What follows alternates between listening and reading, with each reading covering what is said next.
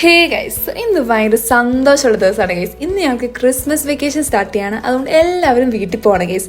So നേരത്തെ വിട്ടതുകൊണ്ട് തന്നെ ഞങ്ങൾ ചായ കുടിക്കാൻ വിചാരിച്ചു. ചായയും എന്തൊരു ഡോണറ്റാണ്, എന്തോ പേര് പറഞ്ഞു, പക്ഷേ മറന്നുപോയി.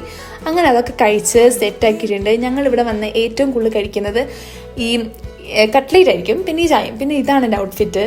അങ്ങനെ ബാഗൊക്കെ പാക്ക് ചെയ്ത് സെറ്റാക്കി ഗൈസ്. അങ്ങനെ ഇത്രയും വലിയ ബാഗൊക്കെ എടുക്കണം, അത് കഴിഞ്ഞിട്ട് ഹോമിൽ ഇടുന്നൊരു ഫീലിംഗ് ഉണ്ടല്ലോ ഗൈസ്. അയ്യോ, അതൊരു സന്തോഷമാണ്. കാരണം ഒരു മാസം ഞങ്ങൾ നിന്നല്ലോ, എങ്ങനെ നിന്നേ ഞങ്ങൾക്കറിയുള്ളൂ.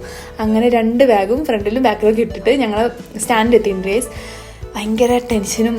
ആദ്യമായിട്ട് ബസ്സിൽ കയറുമ്പോൾ ഏത് ബസ്സിൽ കയറുമെന്ന് എനിക്കറിയില്ല. അങ്ങനെ ഫ്രണ്ട്സൊക്കെ വന്നു. അങ്ങനെ ഞങ്ങൾ ബസ്സിൽ കയറി അങ്ങനെ യാത്ര തുടർന്നു ഗൈസ്. സോ ഭയങ്കര സന്തോഷമാണ്. കാരണം വീട്ടിൽ പോകുമ്പോൾ ഒരു ഹാപ്പിനെസ് ഉണ്ടാവില്ല.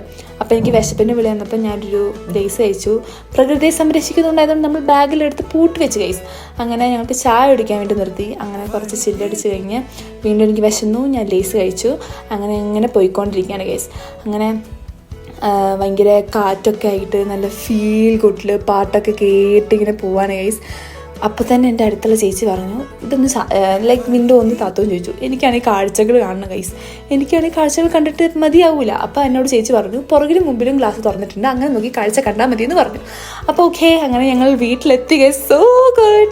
അങ്ങനെ ഞങ്ങൾ വീട്ടിലെത്തിയിട്ട് ഇനി അടുത്തുള്ള വ്ളോഗിലൊക്കെ നമ്മളുടെ വിശേഷങ്ങൾ കാണാം ഗൈസ്. So by.